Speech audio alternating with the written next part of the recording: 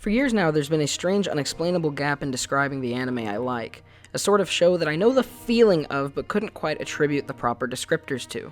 Now there's a couple of these different categories, but I think I finally found a connecting factor for at least one. Chemistry is an important aspect of romance especially, for the characters to become believable and make them viable of rooting for, but I find that even sometimes, if a show is well written, I just personally don't connect to the behavior or personality of the characters. So I always find it kind of weird when looking for a romance anime to watch, because I know what I want to watch likely exists based on past shows I've seen, but I have absolutely no method or idea on how to search for them. Let's talk about two basic types of characters that I like. One is the lighthearted, laid-back characters, generally positive but not overwhelmingly aggressive. They're not really trying to prove their competence to other characters, but it's clear they have it. Another type I like are cynical characters, pretty much the opposite. Sometimes they are overtly negative, or just don't feel inclined to act unless they see it as important.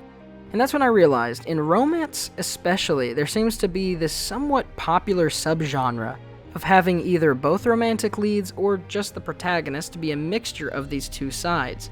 Laid back, sarcastic, hopeful, kind and jokey, but also serious. I love these characters, and every time I see them on the screen, sometimes without much regard for the actual quality of the writing, they remain engaging to me.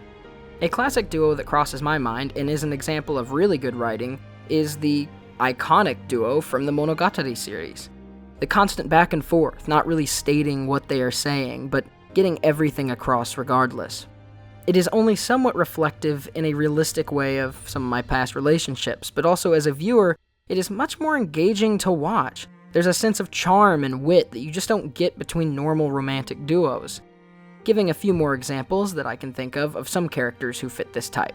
Oreki from Hyoka, Hachiman and Yukino from Snafu, Kyon from Haruhi Suzumiya, and if you wanted to move more outside of romance, most of the Bebop cast fits this to some length or another.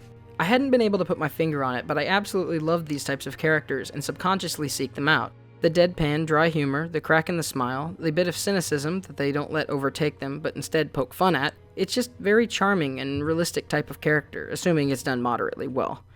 Some misbalanced characters of this type may come across as whiny, or, on the opposite side, be abrasive. But I've realized I sort of am this character type in my real life. I've had many times while on a trip with family in the last few years where I'd make a joke, but say it with full snide seriousness, just to crack up, and sometimes people get it and they think it's funny, and sometimes they don't realize that I'm joking. When other people make sly jokes, I also like to respond to their dry jokes with a similar serious tone, because two people talking seriously about something they both find ridiculous is hilarious to me for some reason. There are a few people who I've talked to who have told me that when getting to know me, they weren't always clear on when I was joking, but now that they know me, it's almost like just understanding is being inside of the joke. Still better, sometimes I meet people that from the start we click on. We are able to talk back and forth and make quick quips, and it's hilariously fun time talking to them. So I love seeing it in these shows. That's where we come to Rascal Doesn't Dream of Bunny Girl Senpai, aka the only show from like the last 3 seasons I've cared about. This isn't so much first impressions or anything, but I bring up this show because watching the first few episodes is what finally hit me with the epiphany. It's what made me finally connect an aspect of anime I wasn't consciously aware of, hadn't connected clearly in my mind. It took the aspect of these characters that I liked in other shows, put it in the two leads, and basically made the show a back and forth between them.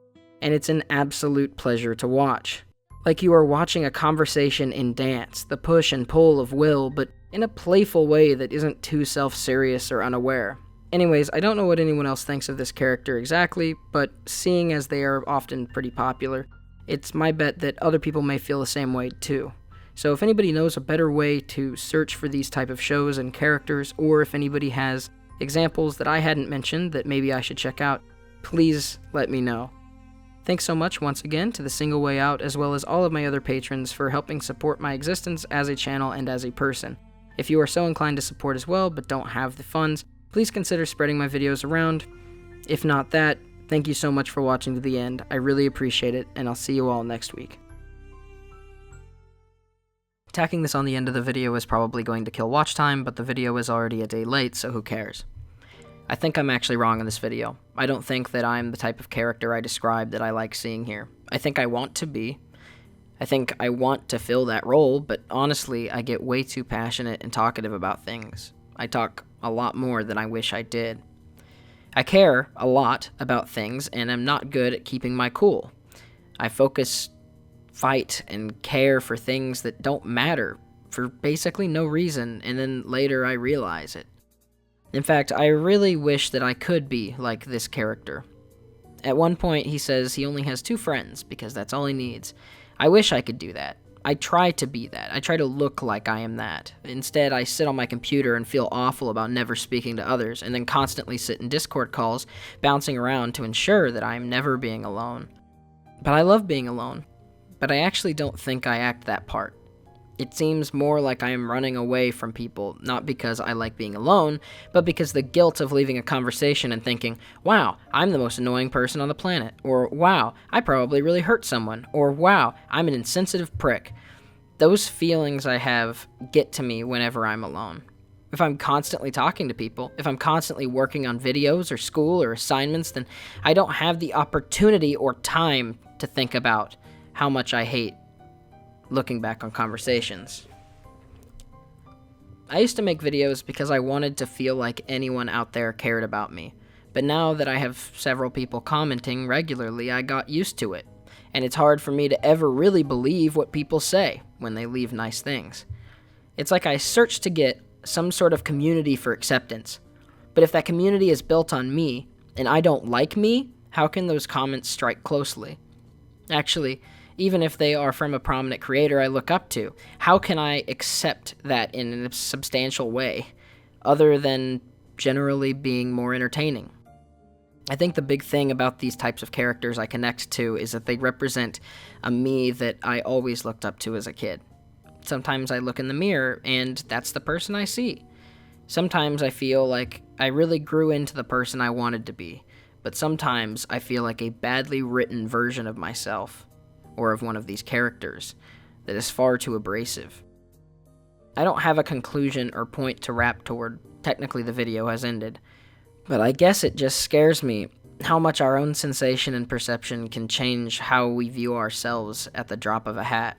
When you try to ground them in things like family or grades or hard work, they can be ungrounded by a simple bad mood. How can I have people who clearly care about me and feel like I still have no one? Feel like I don't have myself? I don't know, but I guess shows like this, and characters of this type, remind me of the person that I'm trying to be. Thanks again, The Single Way Out, and all my patrons. You guys seriously have done so much to me in terms of grounding that this work actually might lead somewhere, regardless of how I feel about myself from time to time. Thanks so much for commenting. And I know I just said that sometimes I don't necessarily take the kind comments to heart, but I definitely think I'd be worse off without them. So, thanks again for watching, and I'll keep trying.